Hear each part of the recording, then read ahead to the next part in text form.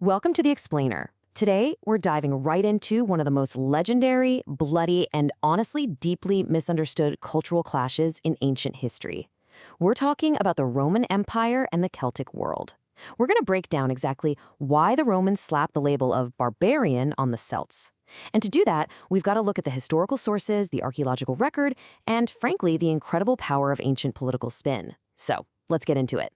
To see what we're up against, just listen to how the Greek historian Dionysius of Halicarnassus described a Celtic warrior. He essentially says they fought like wild beasts, just wildly swinging their swords around with zero military science, completely frenzied.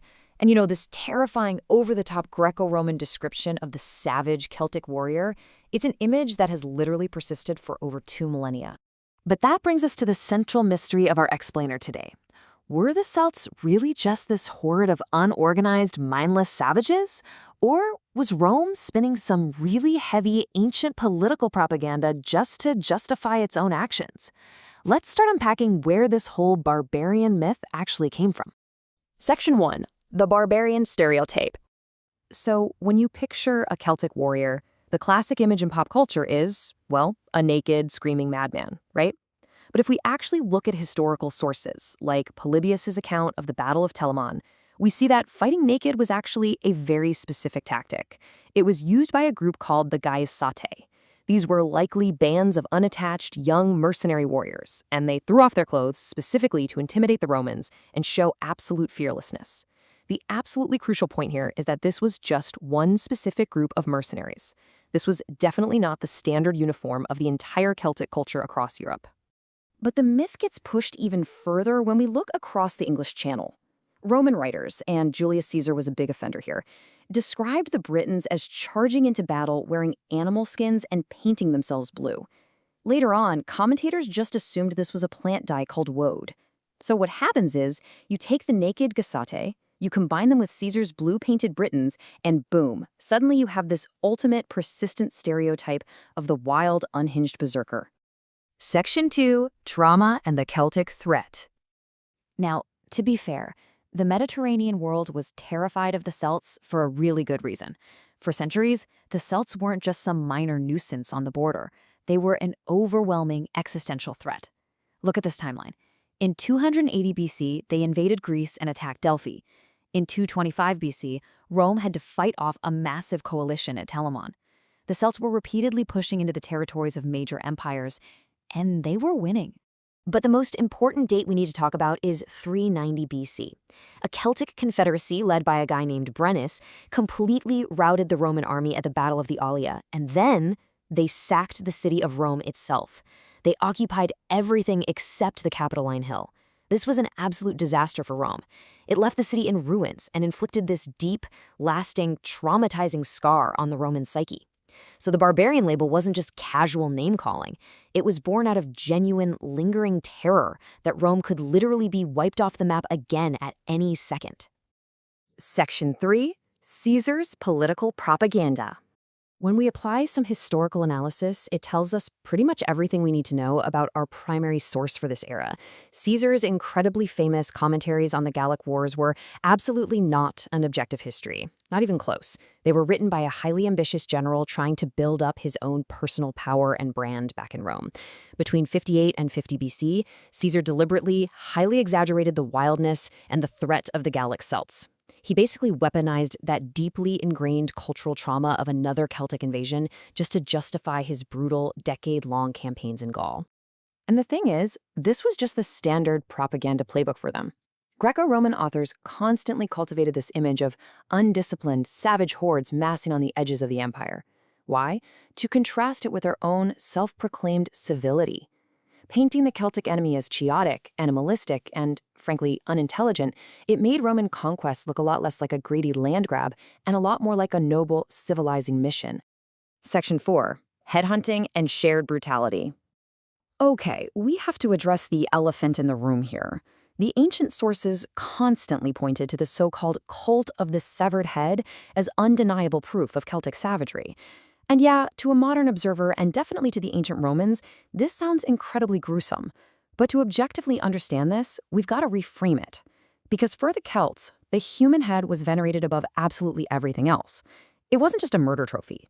It was considered the actual soul, the center of all emotions, and literally a symbol of divinity. It had a profound, deep religious and spiritual context. Classical writers recorded that the Celts would embalm the heads of distinguished enemies in cedar oil, display them in porticos, and hang them from horses to intimidate foes. But actually, some recent archaeological research out of France introduces a massive twist. It turns out some of these mass graves and preserved heads actually belonged to slain allies.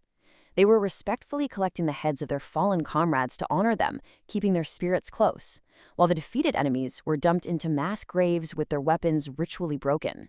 And this is where we uncover a massive historical hypocrisy. The Celts get completely condemned as horrific savages for headhunting. Yet, literally at the exact same time, the Romans and Greeks were actively employing decapitation, mass executions in arenas, and horrific tortures like crucifixion.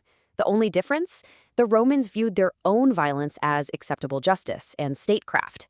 It was an issue of differing cultural norms, definitely not a case of one-sided savagery. Section 5, the reality of Celtic warfare.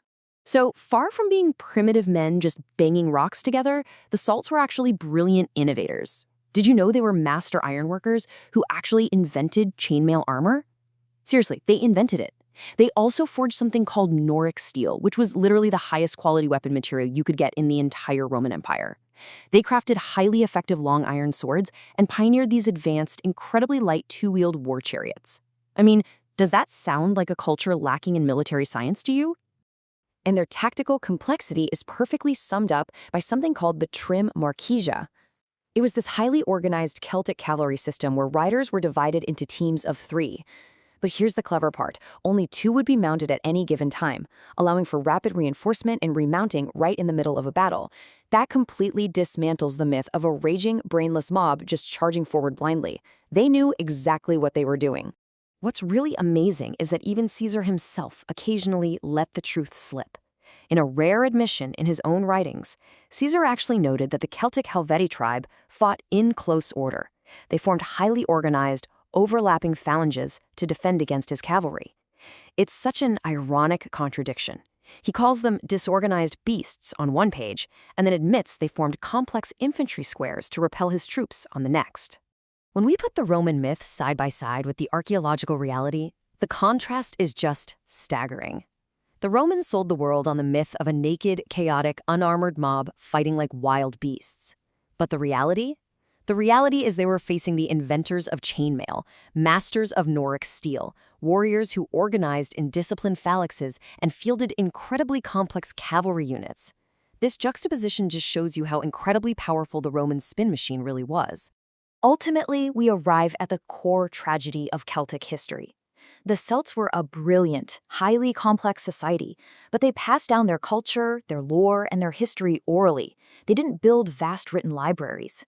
And because they didn't write it down, their history was ultimately written by the very people who conquered them. They simply had no way to defend their legacy against Roman propaganda in the history books. Which leaves us with this final, provocative thought to take away from the explainer today. If the barbarian label, a stereotype that has lasted for over 2,000 years, was largely just a Roman political tool for empire building, how many other historical truths have been completely erased, rewritten, or distorted by the victors? It really makes you wonder what else we think we know that is actually just ancient propaganda. Thanks for hanging out with me today, and keep questioning history.